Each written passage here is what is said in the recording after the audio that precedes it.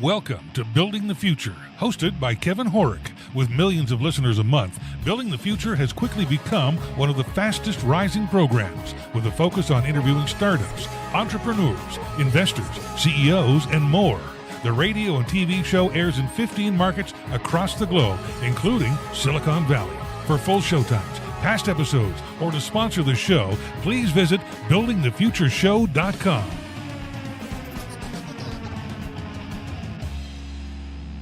The show is a proud media partner for the 11th Annual Media Excellence Awards, which are produced by Access Entertainment in Los Angeles, California. The Media Excellence Awards are recognized as the most influential awards show honoring innovation and leadership in all things mobile entertainment, lifestyle, and technology. For more information on how to submit to these awards, please visit MediaXAwards.com. Welcome back to the show. Today we have Sara Hand. She's a visionary leader, global partner, and CEO of Spark Growth. Sara, welcome to the show. Thanks, Kevin. I'm excited to be here. Yeah, I'm very excited to have you on the show. You've done a ton of stuff, and you're continually doing a ton of stuff. But maybe before we kind of get into all that stuff, let's get to know you a little bit better and start off with kind of where you grew up. So I'm actually a Florida native. Okay. Yes, there are some of those. Very rare. Yes. But I didn't stay here long. I was born here and my dad was in the service. We went back to Illinois, came back to Florida. Originally a Florida native, and then we moved back when I was in school. So I've spent most of my life in Florida. Okay. Close to the water. I'm jealous of the weather and the water. So you have a ton of kind of education. Do you maybe want to walk us through your educational career, and then we'll kind of go from there? So it's not as maybe formal as when we say ton of education, but sure, that's a great place. I've got a master's degree in clinical counseling. Okay. I have. What made you take that out of curiosity? So, in the work that I do, I work with a lot of what they might term themselves as uber geeks, technology professionals, science type people, and what I've been kind of named is the people geek. So that piece of understanding what makes people do what they do. Sure. And I think how that's really worked in my life is initially looking at families, looking at motivated people individually. And now as I work with entrepreneurs and investors and community development, it's just with people in different parts of the world, cultures, is what makes them the same? What makes them different? How do they feel? How do they express themselves? And so, although I don't work as a therapist, trust me, working with entrepreneurs, you're basically a therapist all the time, right?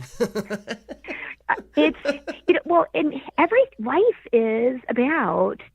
I have somebody I'm doing some work with now, and I said, learning to understand people is, I think, one of the biggest keys to success is really like saying, what makes people tick? How do I make people feel appreciated? How do I, and so whether in the work that I've done in community building and working with entrepreneurs and that, I think I didn't maybe start out for that reason, but the piece about the counseling, the understanding people has probably been, in my sales career, it definitely helped. Sure. And actually in everything, the best thing that someone can do is to really pursue personal development and pursue learning about people and what motivates people. And if you learn that as a skill set, no matter what you do, you're going to be better. Interesting. Okay, so walk me through your kind of career up until what you're doing now, and maybe some career highlights along the way, because you've done a bunch of stuff. It's interesting. Yes. So I like to say I didn't even start out in a normal job. My first job was in animal research. Okay. Working with. Interesting. I was 16. working with mice and rats and those studies that say that, why that you're not as productive, maybe working, that night shifts and offset sleep patterns influence how you produce.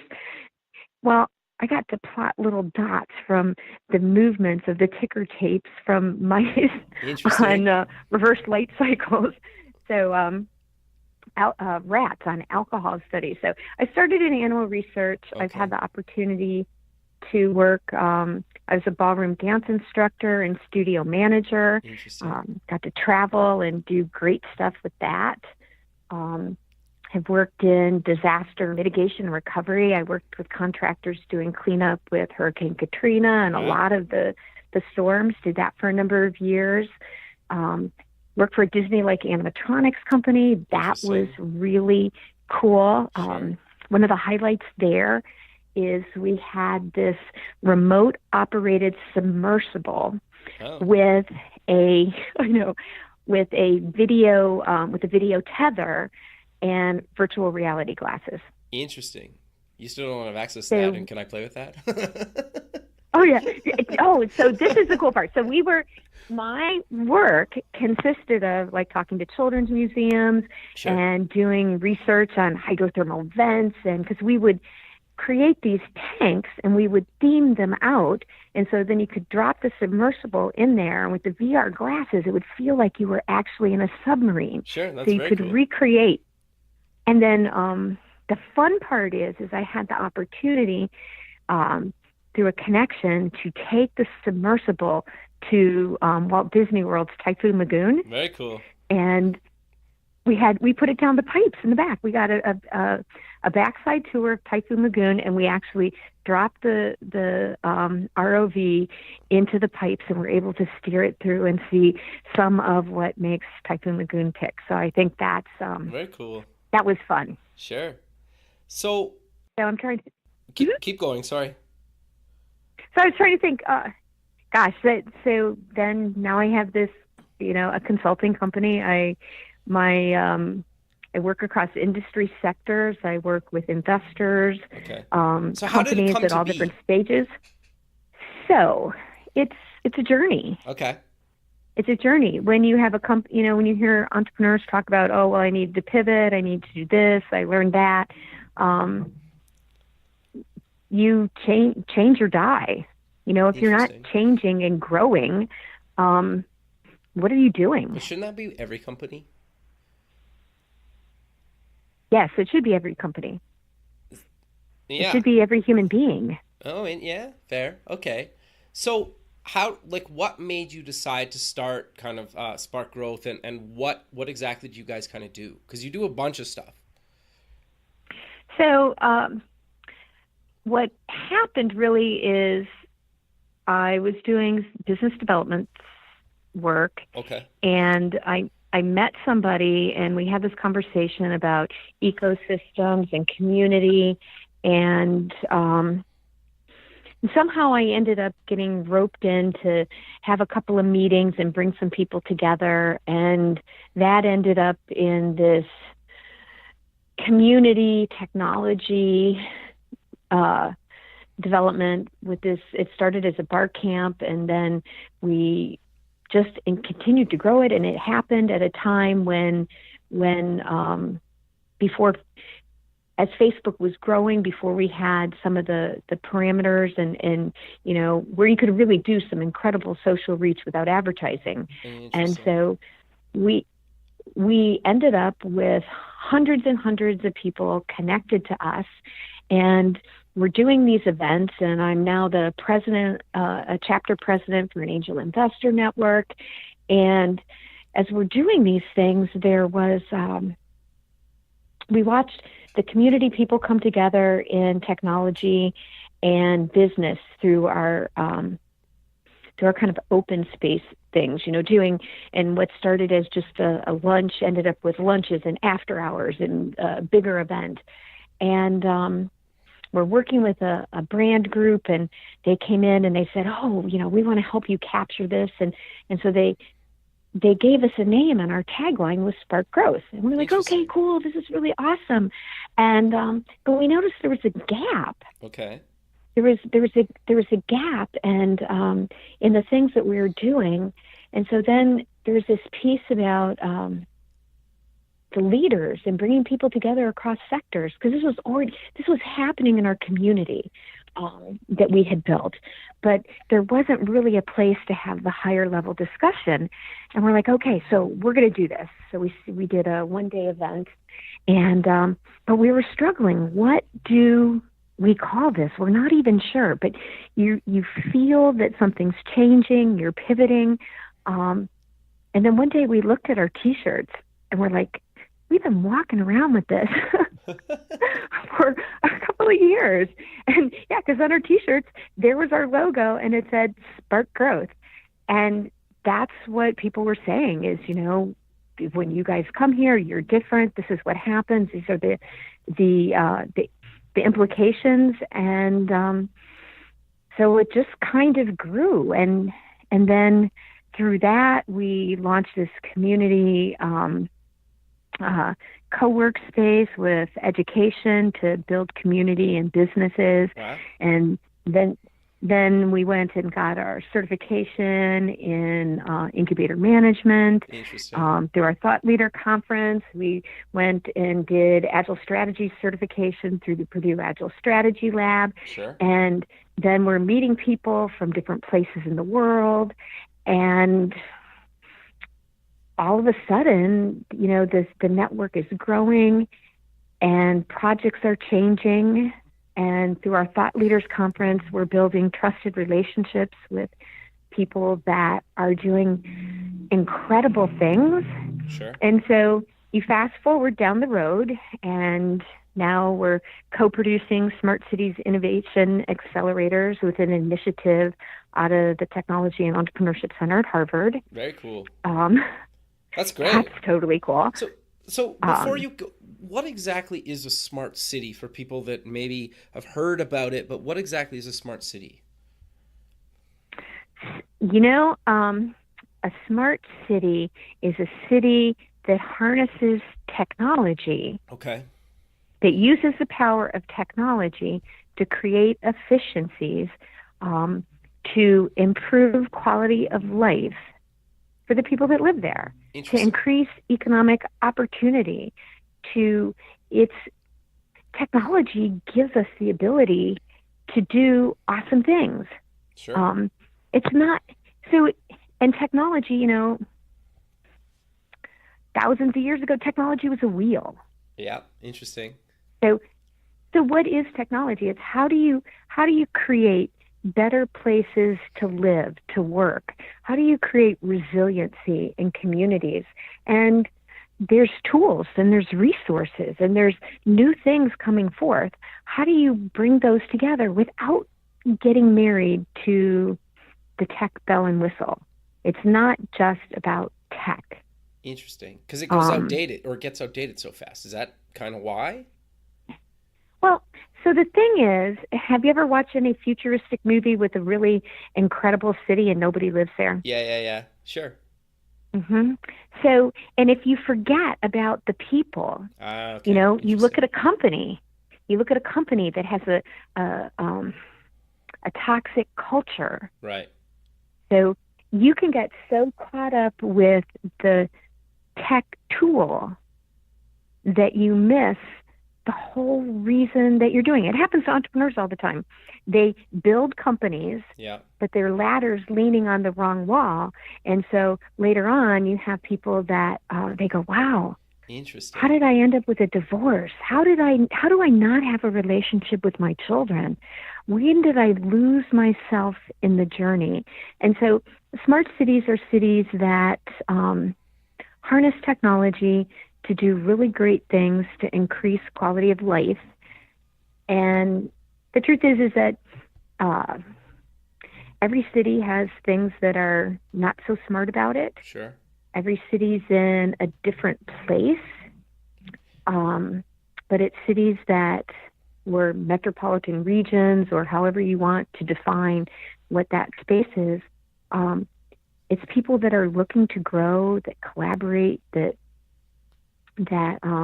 share best practices. And so, as one, to be able to be in that place and working on that, as one of the things that we're working on is, it's really an awesome place to participate, because we get to hear from industry partners and city leaders long before it may be general news. Sure. What the questions are, what they're working on, what's really important. So, and it just ended up by building real relationships and kind of moving down that path. And so it's one of the things we get to do now because of that.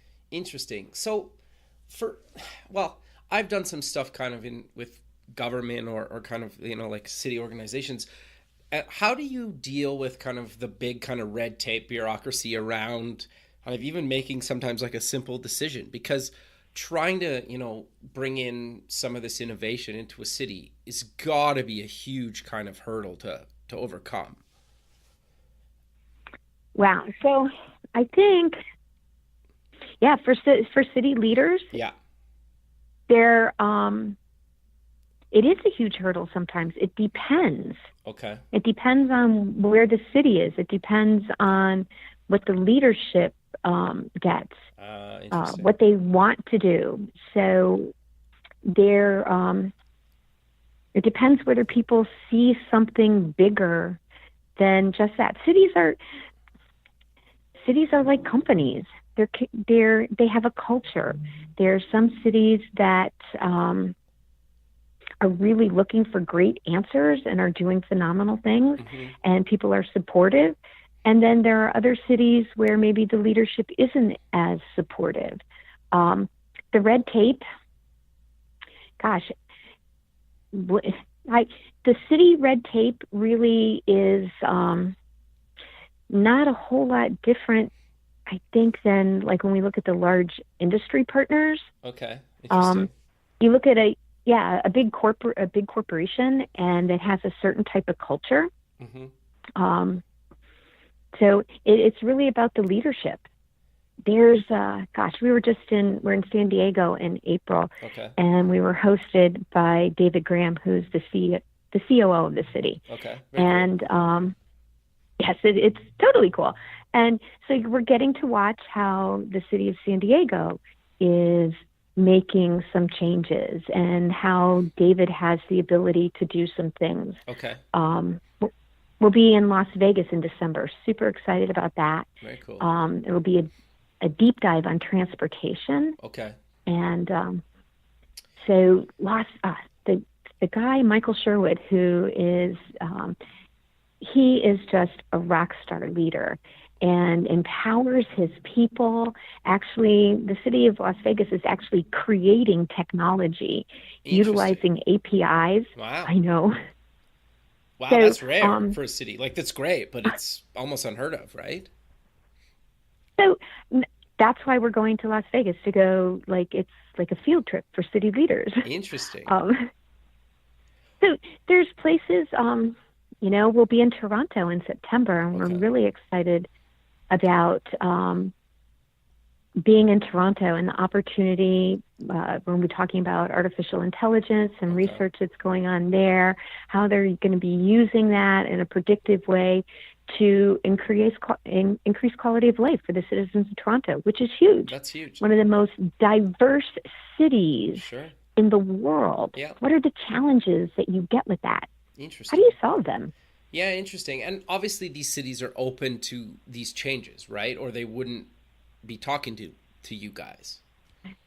So what we get to do in the Innovation Accelerator is, like when we were in San Diego, we had 27 cities. Okay.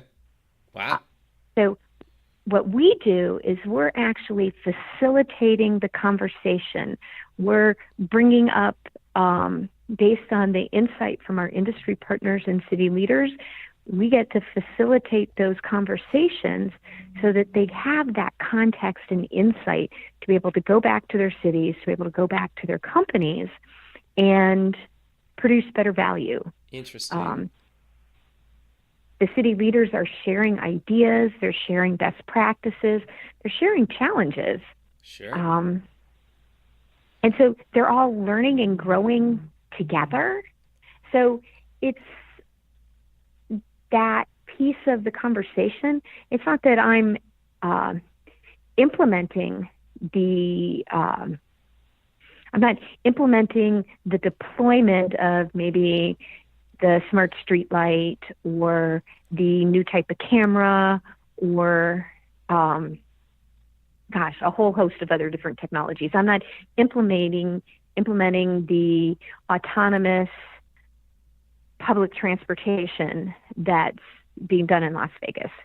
But I'm having conversations with the multiple industry partners that are a part of that deployment, having conversations and then facilitating those conversations with other city leaders and other industry partners as we all learn together.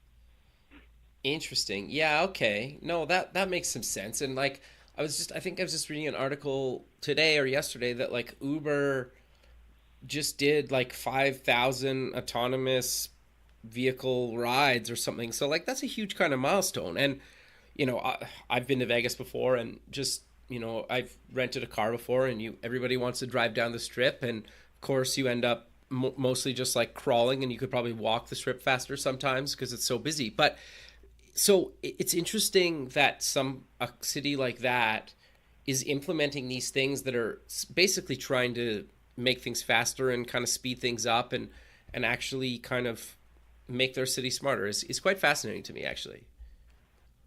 It's to see. So it was really fun because for the event that we did in San Diego, Sure. We'd had a conversation with Michael before the event about really talking about the cybersecurity protocols and those types of things that they're and using artificial intelligence in reference to how the city deals with various things.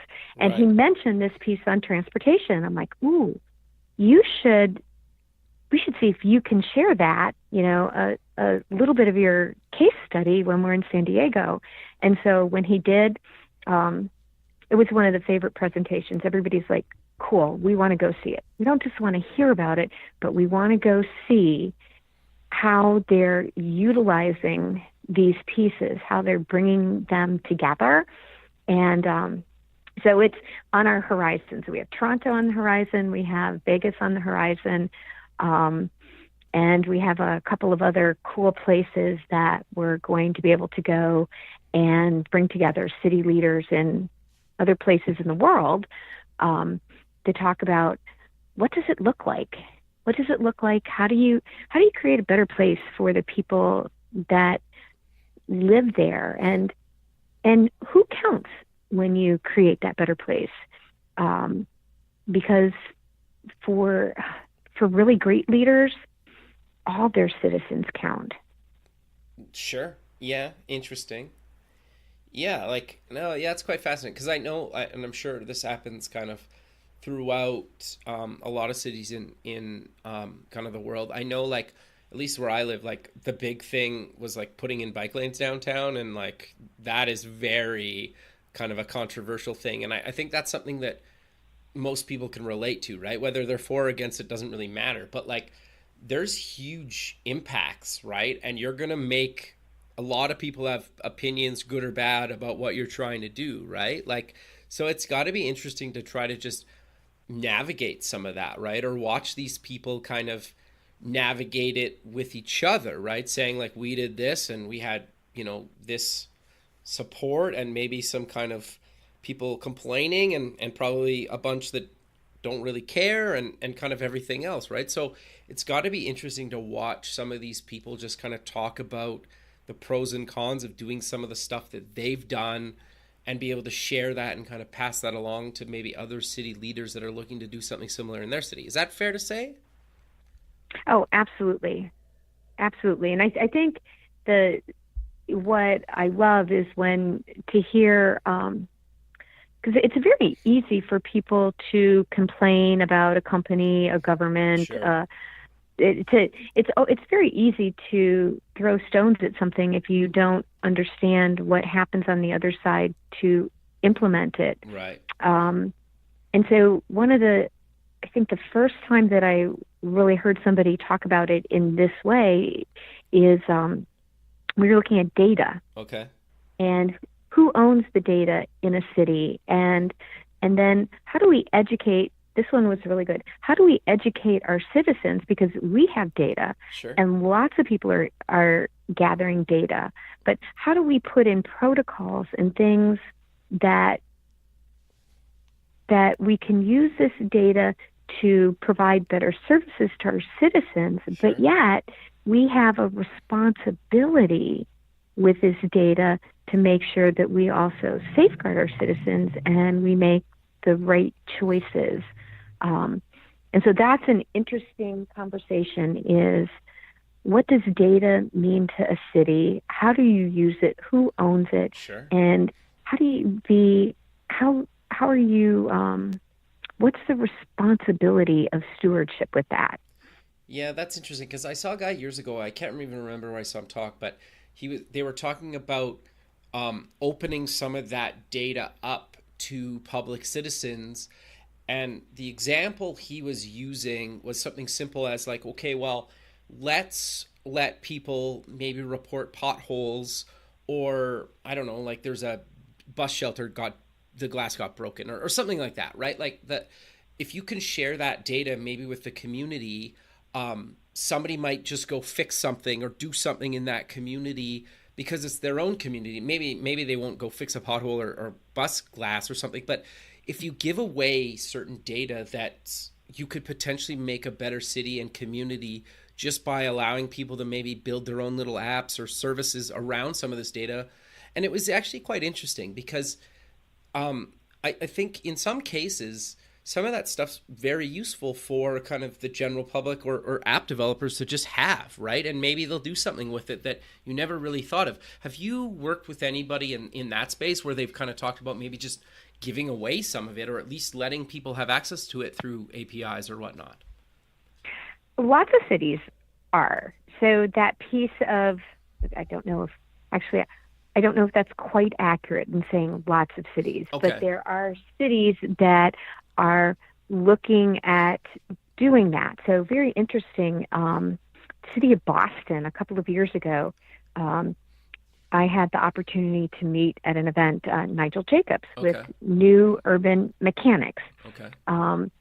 And what the city, one of the stories I loved is, so they actually were looking at like what we would call, so Nigel used to work with IBM. Okay. He's been involved in the startup community. So imagine bringing startup community and big corporate types of pieces to be an innovator for a city. Okay, sure. Interesting. And so then, so think about that. And so one of the, when Nigel was speaking about one of the examples that they did, he was talking about, a couple years ago, horrible winter, and parents are going to pick their kids up at the bus stop, but buses have been delayed, and so they don't know, when is my kid going to be there? Where is my kid? And so the city of Boston actually, they had this app created so that parents could know where their kids are and what time the bus was going to be there. Because if you have an 8-year-old coming back on the bus and it's, you have bitter freezing weather, Sure. You can't stand on the corner for like 3 hours waiting for the bus to get there. And it was interesting. So I said, so Nigel, what are you going to do?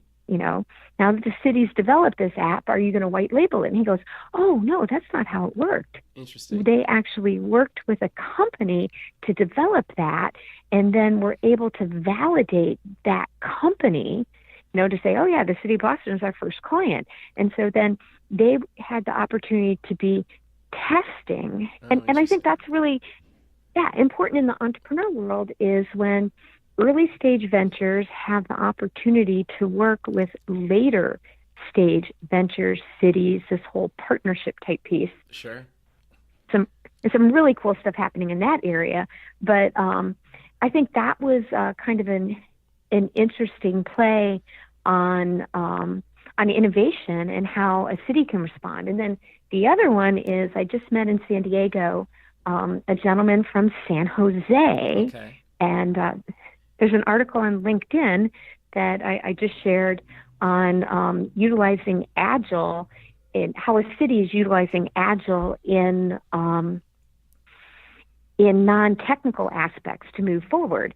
And Kip Harkness actually comes, he was from PayPal. Interesting. And so what can you learn from industry and bring that innovation into a city? And so Kip's a great guy to follow on LinkedIn, has some really great contributions.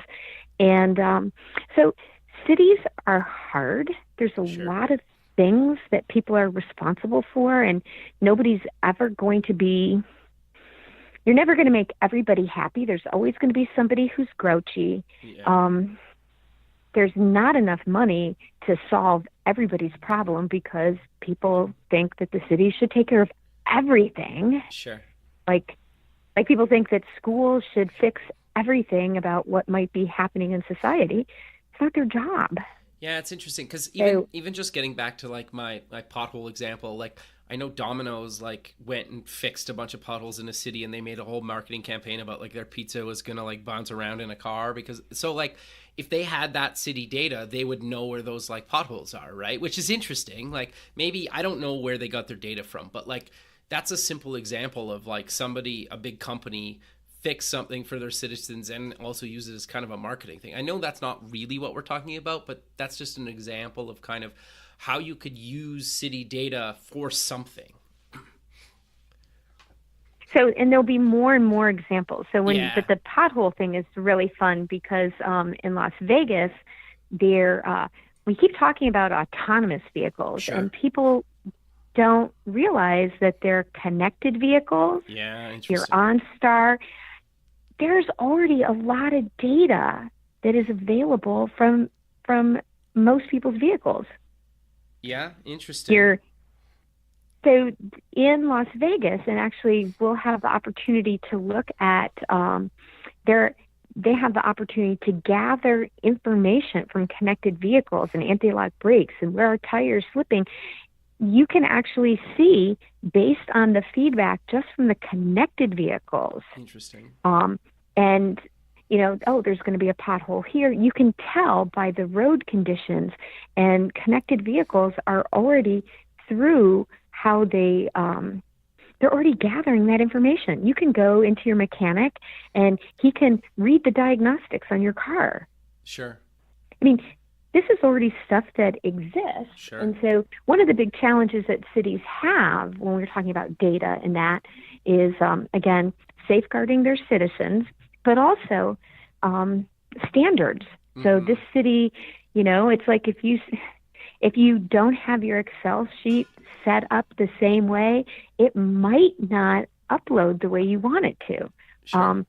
So imagine taking data from multiple different places. Who sets those data standards? How will that work? So just some of the fun conversations that we get to have.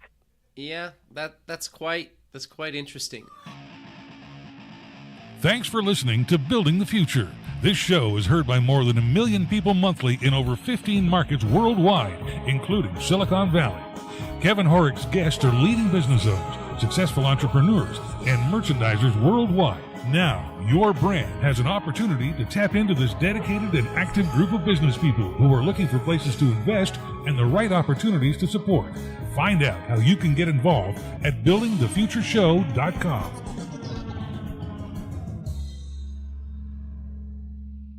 How does that kind of tie into your thought leader exchange? So the thought leader exchange is really, to be the conversations that we have with cities and industry partners are the people who are in those types of leadership positions are thought leaders. So sure. our thought leader, so that part was, and we haven't been doing the Smart City Accelerators for that long. The thought leader exchange really, that started like almost 7 years ago. Wow. and grew out of some other things that we were doing. And that just really came with the fact of bringing together leaders across sectors. Okay. Because you might have this person over here and they're like, oh my gosh, we're not really sure how to solve this problem. And then you're like, but hey, this is standard practice over here in this other industry. We're like, if we put the two of them together, wow, if they just shared that, somebody would have a solution. And so the thought leader, the exchange grew out of this piece of finding a place for leaders that were doing great stuff to collaborate across industry sectors. Okay, interesting. So it's like our city leaders are gathering across cities and across, and sharing best practices. The Thought Leader Exchange was a place for people to share what they're doing, where they're innovating across sectors, so that other people could have a context. Because with all the information coming at you, how do you know where it fits? And context gives you the ability to make sense.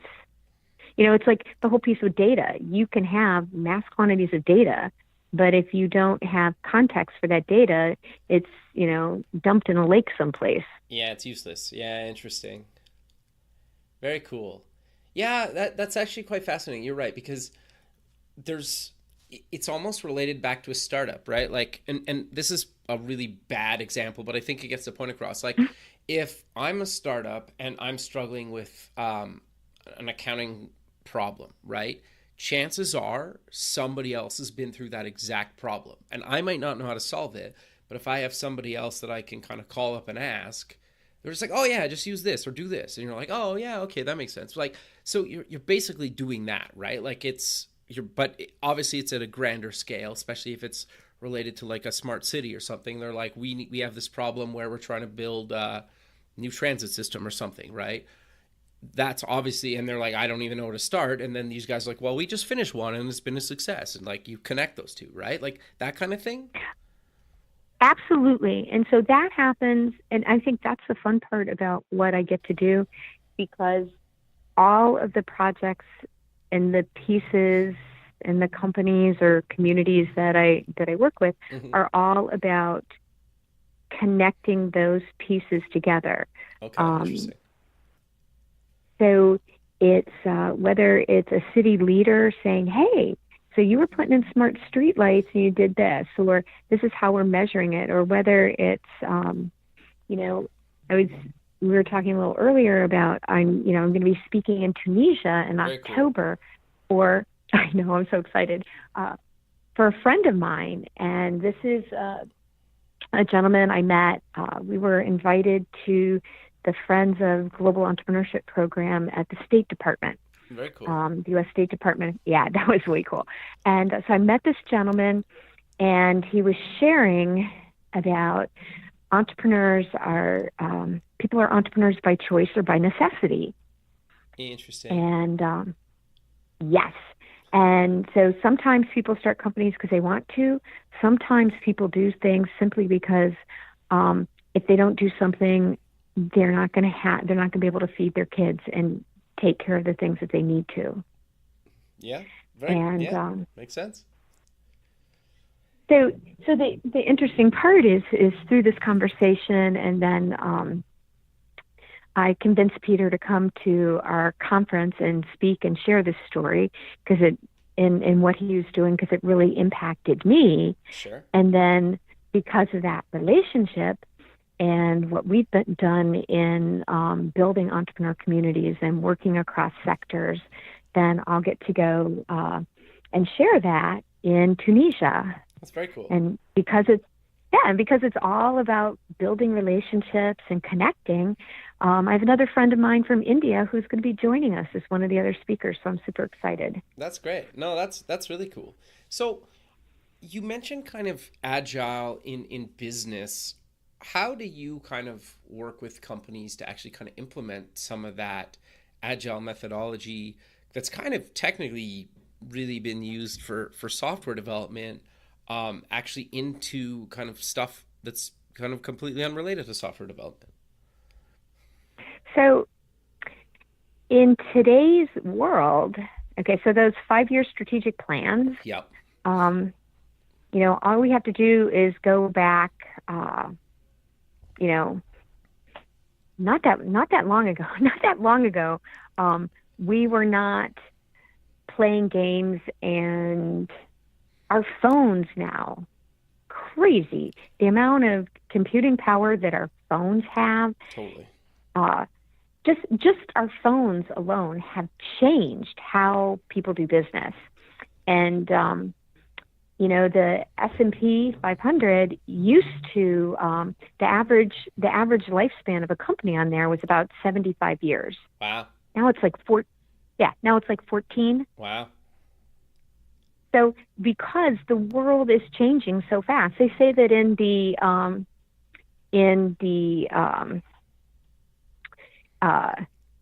everything, Internet of Things, yeah, that the biggest companies that there'll be haven't even been created yet. Yeah, which is wild, right? Like, well, Apple just hit their $1 trillion mark, right? Like, they're the first company, and they're in the grand scheme of companies, they're not that old. Like, they were born in the 80s or late 70s. I can't remember the exact date, but like, they haven't been around that long compared to some of the big like oil and gas companies that used to dominate, right?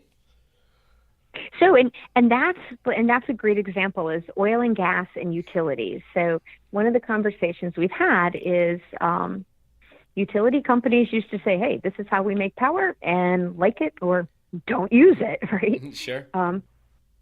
It's not the way it works anymore. Now you have corporations, you have city leaders that are saying, oh, we want clean, we want sustainable. And now the consumer has the opportunity to say, no, this is what we want. And so utilities, gas and power, those things that used to be really stable markets, yeah, they're not so stable anymore. Yeah, life is changing. Interesting. And so what Agile does in that world is you're working around, you're fostering collaboration so that people can share. Sure. They can share assets. But the principal piece is that whatever the solution that you're going to, it comes out of whoever's there.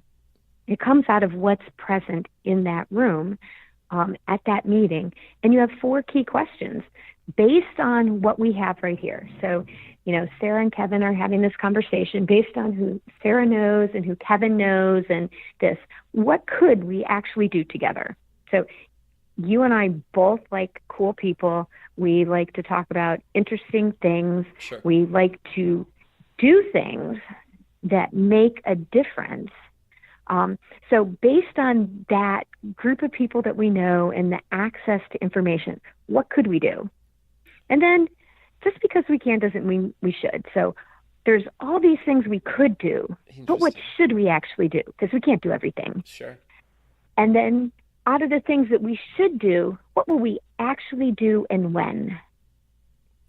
And so Agile gives you the ability, and then you have a time commitment, and then you have the opportunity to go do whatever it is you're doing, come back, right? Yeah. Based on your commitment, you say, out of, this is what I've learned, this is what I was able to accomplish, this is what I learned, this is what worked, this is what didn't work. So now, based on the new landscape, so just like your Scrum, based on where we are now, so before we were here, now we're here, based on what we know now, what could we do, what should we do, what will we do, and when? Yeah. And so you continue to iterate with feedback. So you shorten that feedback loop. Sure. And and you iterate each time, tweaking and adjusting. And it's not based on, well, so-and-so who wasn't able to make it, who doesn't want you to move forward. It's based on what could we do? Sure. Could Kevin and Sara change the world? Well, maybe we can't do everything, but do we have the ability to make an impact? So that what could we do is always it's always influenced by who's present, who actually shows up. And so using Agile strategies in companies helps companies take to better utilize their resources. It helps build a collaborative culture. Yeah. And the Agile strategy stuff is being used across sectors, governments, private enterprise. Doesn't really matter, but in a world that's changing so quickly, the ability to iterate and make adjustments is really important. Yeah, it's interesting because obviously, like, I haven't really had it much experience with kind of the agile methodology outside of software, but the thing that I'm about to say I think is relevant in any industry. It's like a lot of times you're so focused on kind of your vertical, whatever that is, right? Your position and making sure that you kind of get everything that you need. But a lot of times you forget, or maybe you don't even understand because you're not in that vertical, like how some of your decisions will affect kind of everybody else's vertical, right? And when you have everybody's vertical in the room coming up with ideas and kind of saying, you know what, like that's not going to work because of this, or, oh, wow, I never really thought of that. That really will work. And, you know, that benefits me here. And, oh, another guy in another, or girl in another vertical will be like, oh yeah, that could use that. Or, you know, like everybody feels like they're building together instead of being told kind of like, just make this happen. It's like, well, sometimes like just make it happen can't actually happen because of some of the decisions that were made early on. But if people sit in a room from kind of all the different verticals and actually come up with a solution together, everybody feels like they're a part of the whole thing, and the success of the project has way higher chance of being successful than if you kind of went with the old kind of way of doing things. Is that fair to say? That you just nailed it, because now if we go back to the city governments and the red tape, sure, if we go back to the entrepreneur and ecosystem development and bringing together people, if we go back to how do you transform a company? Yeah. What you just said works across all those different areas.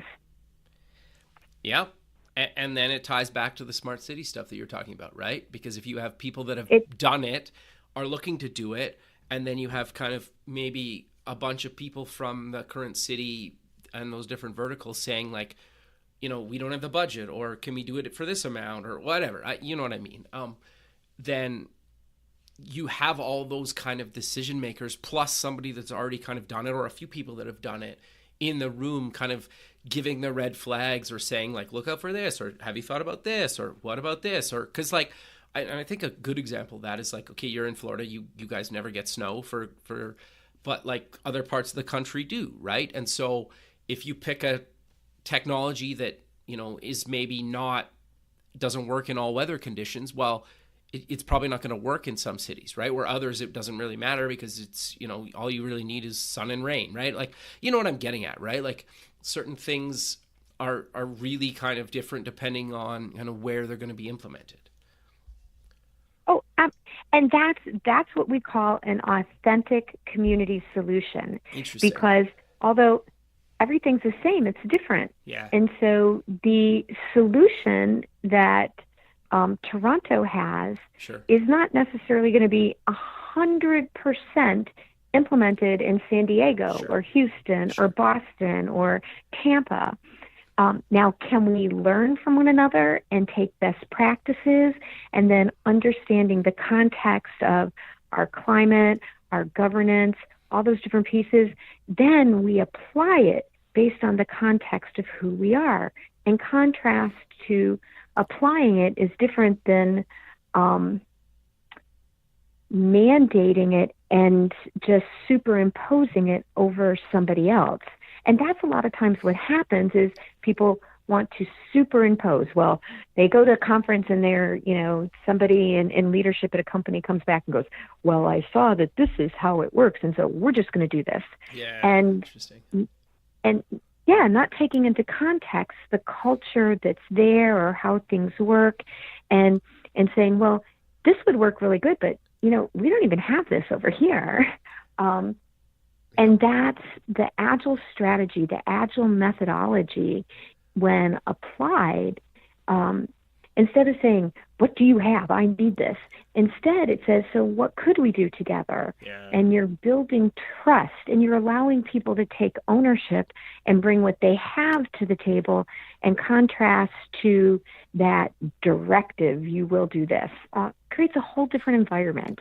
Yeah, well, and I think it's also a good trait of a good leader, right? Where they include all the people that are actually involved and their skill sets in the kind of decision-making process. So it's, and good leadership is good leadership. I think when we were talking about our thought leaders, and what is this 3.0 leader? What was this leader coming into? And somebody said that, leadership is the same and it's different. Sure. But the key part is the quality of a good leader is growing and learning and listening and asking questions and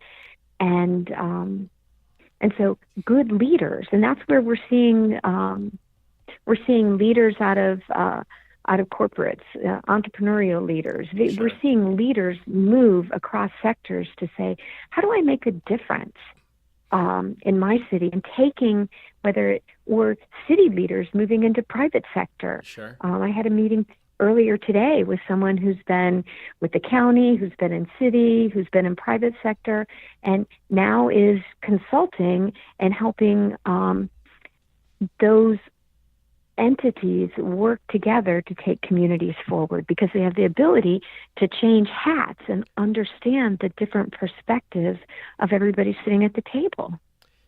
Yeah, and that's super powerful, right? And super useful. And I think a lot of people don't think about that, but I think that's a huge kind of mentality to have, right? And I'm hoping that more and more companies kind of adopt that, because I think they're starting to. Would you say that? More and more companies and cities? Yeah, I think so. I think people who don't adapt, it's that we're talking about that piece of change. Yeah, I think we're entering into a very interesting time, and the transparency of digital, and that's one of the big things that people are challenged with at all different levels. But that transparency, I think that's a very interesting thing. And how will that work out? How do we engage our citizens? You'll see a lot of things around that. How do we get that feedback, whether it's, hey, there's a pothole that I need to fix? And so good cities, good companies are all becoming a part of that process. Yeah, no, that makes sense. But Sara, we're out of time. So let's close with mentioning where people can get more information about yourself and the company.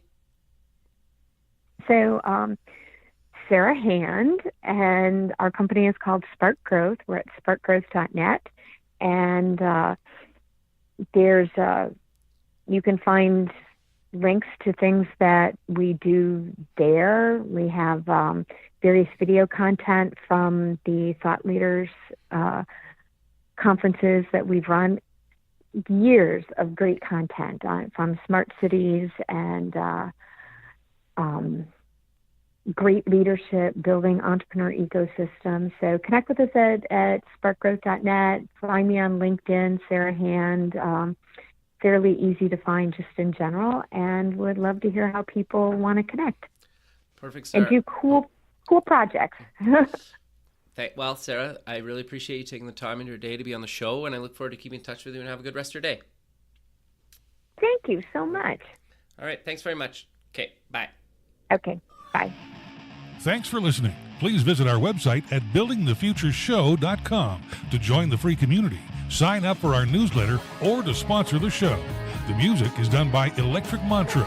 You can check him out at electricmantra.com, and keep building the future.